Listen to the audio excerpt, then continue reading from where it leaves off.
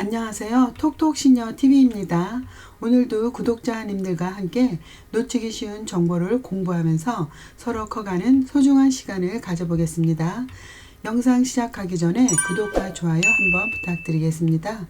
오늘은 소득이 다양한 의뢰인의 예를 들어보며 기초연금 수급의 지표가 되는 소득인정액을 구해 보겠습니다. 안녕하세요, 선생님. 경기도 수원에 사는 60대 부부 가구입니다. 저희 부부는 올해 2명 다 기초연금을 받는 1959년생입니다. 얼마나 공제를 받고 기초연금을 받을 수 있는지 궁금합니다. 소득 인정의 계산이 참 어렵네요. 계산을 해주시면 감사하겠어요.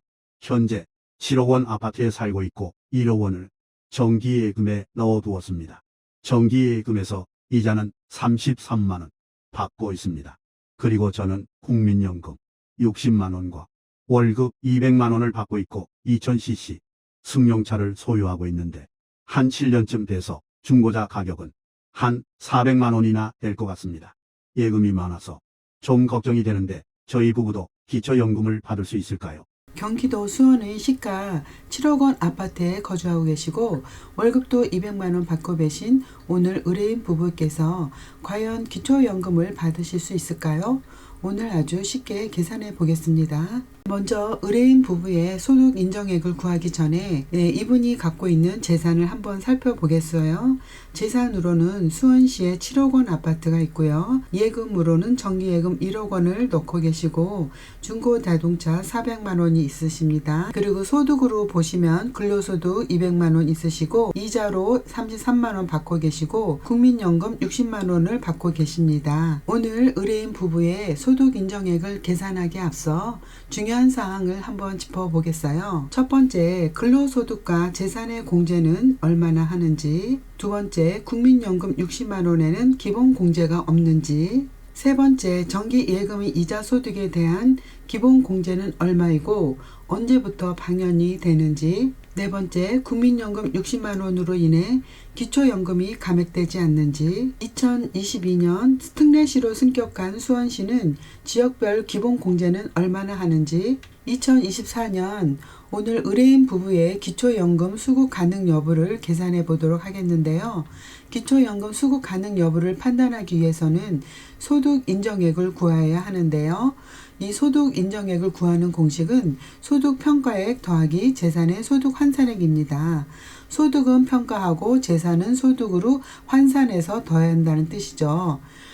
소득으로는 근로소득 200만 원, 이자소득 33만 원, 국민연금 60만 원이 있고요. 재산으로 환산할 것으로는 아파트 7억 원, 정기예금 1억 원, 자동차 400만 원이 있습니다. 먼저 근로소득 평가액은요.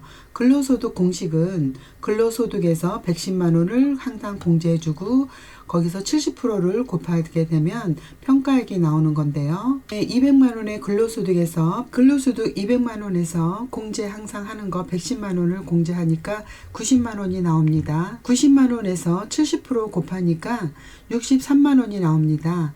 63만 원이 근로소득의 평가액입니다. 이자소득 평가액을 구해보겠어요. 연소득에서 나누기 12개월 하고 그렇게 나오면 월 이자액에다가 4만 원을 빼면 이자 소득 평가액인데요. 여기에 대입을 해보면 이분은 33만 원을 월 받고 계십니다. 그래서 33만 원 빼기 4만 원을 해주면 29만 원이 이분의 이자 소득 평가액입니다. 그래서 소득 평가액으로 본 63만 원의 근로소득과 29만 원의 이자소득, 60만 원의 국민연금. 국민연금은 기본 공제 없이 다 더하기를 해줘야 됩니다. 그렇게 했더니 152만 원이 이분의 소득 평가액입니다. 일반 재산을 구해보겠어요. 공시지가에서 지역별 공제금액 곱하기 4% 나누기 12개월. 이게 이 공식입니다. 여기에 대입을 해보면 공시지가 70% 해서 4억 9천 원입니다. 4억 9천만 원 빼기 1억 3,500만 원. 수원시 특례시, 고양시 특례시, 용인 특례시 같은 경우에는 예, 1억 3,500만 원을 지역 공제해주고 있습니다. 그렇게 했더니 3억 5,500만 원이 나옵니다. 3억 5,500만 원에서 4%를 곱하게 해주니까 1,420만 원이 나옵니다. 1,420만 원에서 나누기 12개월을 하니까 118만 3천 원이 이분의 환산액입니다. 금융재산을 환산해 보겠습니다. 공식으로는 재산에서 부채를 빼고요. 그 금액에서 항상 2천만 원을 빼주십니다. 거기다가 다 이렇게 계산이 끝나면 곱하기 4%를 해주고 나누기 12개월 해주시면 게 되는데 이게 공식입니다. 대입을 해보면 1억 원의 정기예금이 있기 때문에 2천만 원 공제를 해서 8천만 원입니다. 거기에 4%를 곱하면 320만 원이 나옵니다. 320만 원 나누기 12개월 하니까 26만 6천 원이 이분의 금융재산의 소득 환산액입니다. 자동차 재산을 환산을 해보면요.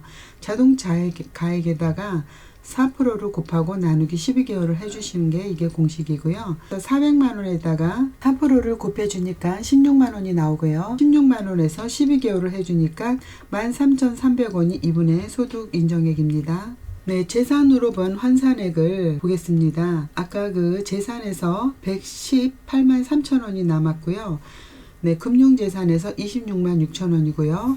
자동차에서 13,300원 이것을 다 더하니까 146만 2,300원이 이분의 재산 환산액입니다. 그래서 소득으로 본 평가액은 152만 원이고요. 재산으로 본 환산액은 146만 2,300원이고요. 이걸 다 더하니까 298만 2,300원이 이분의 최종 소득 인정액입니다.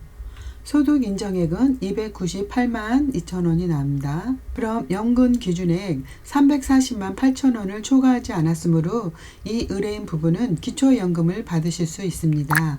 그러나 소득 역전 방지 금액에 해당이 됩니다. 공식은 다음과 같아요.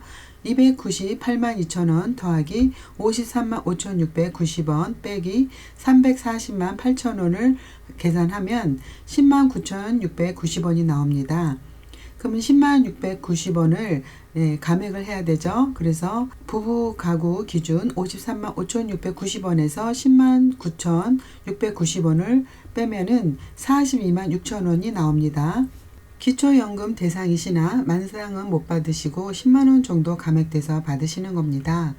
그리고 국민연금 기초연금 연계 감액 제도로 기초연금의 150% 국민연금 월 급여액이 50만 2천 원 이하인 경우 2024년 기준이요. 즉 2024년 대상이 되심으로 남편분께서는 국민연금 연계 감액 대상이십니다. 국민연금 연계 감액은 일정 계상식에 따라 일괄 적용되는 것이 아니고 가입 기간과 가입 시기, 납부 금액 등의 변수에 따라 감액 정도가 모두 다릅니다. 대략적으로 이와 같습니다. 네, 표에서 보면 60만 원대는 5만 원 정도 감액을 하시네요.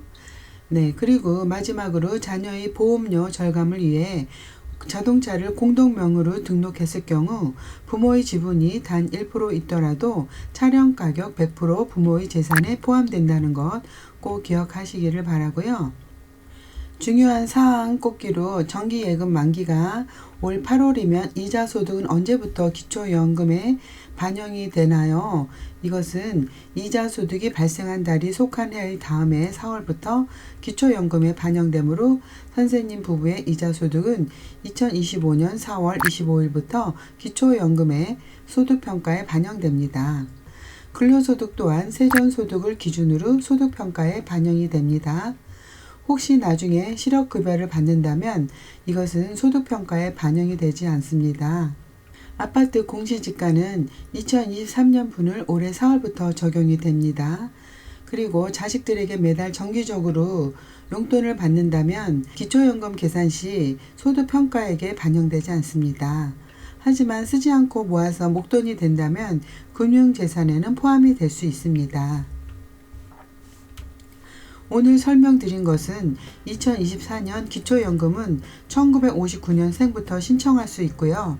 매달 25일 단독 가구 33만 4,810원, 부부 가구는 53만 5,680원을 받으실 수 있습니다. 네, 미리 준비하셔서 좋은 결과 있으시길 바라겠습니다. 가정마다 행운이 가득하시기를 바라면서요. 오늘 영상이 좋으셨다면 가시기 전에 구독과 좋아요 한번 꾹 눌러주세요. 감사합니다. 행복하세요.